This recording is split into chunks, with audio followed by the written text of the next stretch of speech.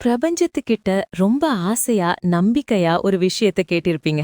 அது ஒரு நல்ல வேலையா இருக்கலாம், ஒரு வியாபாரமா இருக்கலாம், அல்லது ஒரு உண்மையான அன்பா இருக்கலாம்.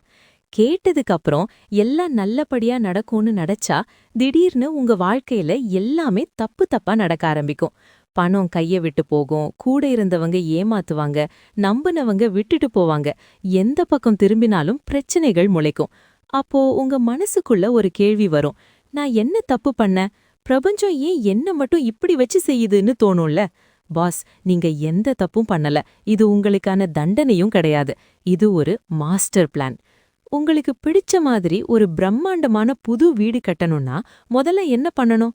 அங்க இருக்கிற பழைய இடிஞ்ச வீட்ட மொத்தமா இடிச்சு தரமட்டமாக்கணும், சரியா?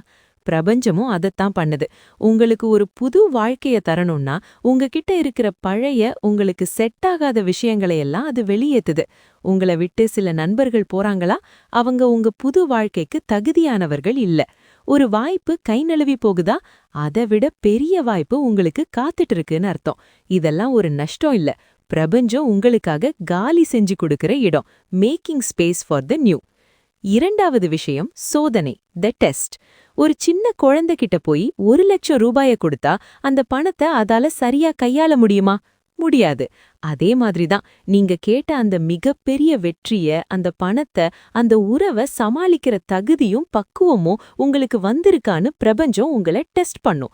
நீங்க பிரபஞ்சத்துக்கிட்ட பொறுமை வேணும்னு கேட்டா அது உங்களுக்கு பொறுமைய தராது. உங்கள பொறுமை இழக்க வைக்கிற மாதிரி ஆட்களை கொண்டு வந்து நிறுத்தும். அங்க நீங்க எப்படி நடந்துக்கிறீங்கன்னு பாக்கும்.